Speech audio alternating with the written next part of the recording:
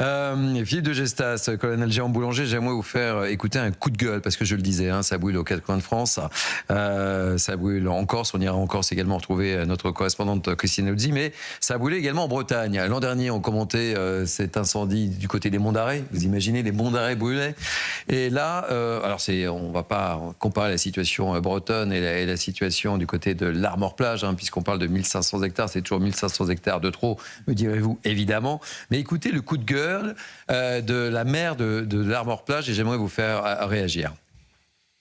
Il faut soulever aussi les comportements irresponsables de certaines personnes. C'est impossible de retrouver, ce n'est pas convenable de retrouver des casseroles, des fonds de barbecue dans nos bois, ce qui est encore le cas. Et ce qui était encore le cas ce matin, j'étais en ligne avec notre responsable de la police municipale.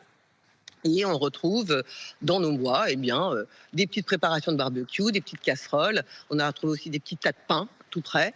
Voilà, alors je ne peux pas parler à la place de la police et loin s'en faut, mais voilà, il y a des, je ne sais pas comment on arrive à faire ça, et il y a à brûler le patrimoine français, à brûler tout ce qui nous est cher, à sacrifier des territoires entiers pour des actes criminels. Voilà. Coup de gueule du maire de la... Vous comprenez, Jérôme Boulanger, pourquoi je voulais vous faire écouter. On parle de ces incendies. Je rappelle que vous avez payé un lourd tribut, les sapeurs-pompiers, 4 victimes.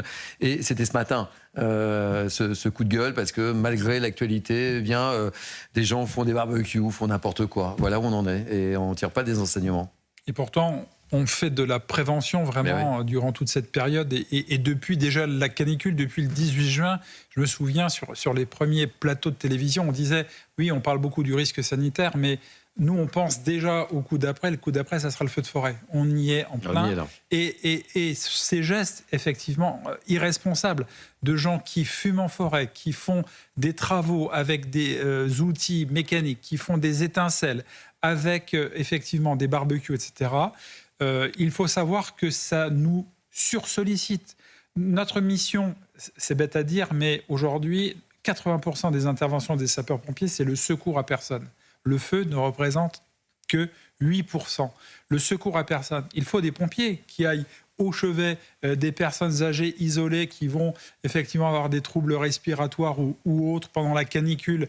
Ce sont ces mêmes sapeurs-pompiers qui sont engagés sur des feux qui, à 90%, sont d'origine humaine et certains d'entre eux sont criminels. Il y a des enquêtes qui sont menées, il y a des gens qui ont été mis en garde à vue, il y a aujourd'hui des gens qui sont en détention provisoire.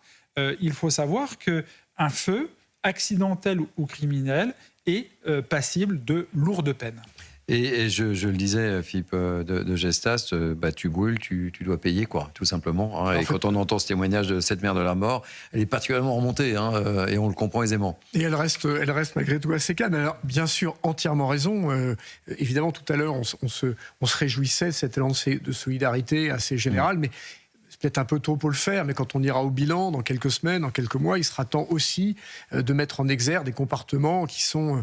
irresponsables. Totalement irresponsables, mais c'est une forme de déresponsabilisation. Alors, n'oublions pas quand même que l'État a une forme de responsabilité là-dedans, parce que si vous voulez, à force de materner la population, d'interdire ceci, d'interdire cela, de rendre ceci obligatoire, les gens finissent par perdre complètement conscience que leurs actes ont des conséquences, et puis parce qu'on leur a pas dit 2 secondes avant, en fait, ils vont les faire à barbecue en forêt. Donc, il y a aussi, je pense, un rééquilibrage à faire, et puis, n'oublions pas aussi que ça commence avec l'éducation. Oui. Je trouve que, il me semble que dans beaucoup de domaines, d'ailleurs, si je peux me permettre, pas dans ce domaine-là, mais là, une fois de plus... Mais c'est pas le débat. J'aimerais là-dessus, une fois de plus, on a un maire qui est en première ligne, on le dit depuis le début de cette émission, un élu qui a la responsabilité du territoire communal, de la sécurité, et qui se désole. Et puis je terminerai en disant qu'effectivement, on ne mesure pas assez l'engagement actuel de l'ensemble des sapeurs-pompiers, fait que, par ailleurs, les missions qu'ils ont habituellement, comme les écoles mélangées, elles sont beaucoup moins assurées,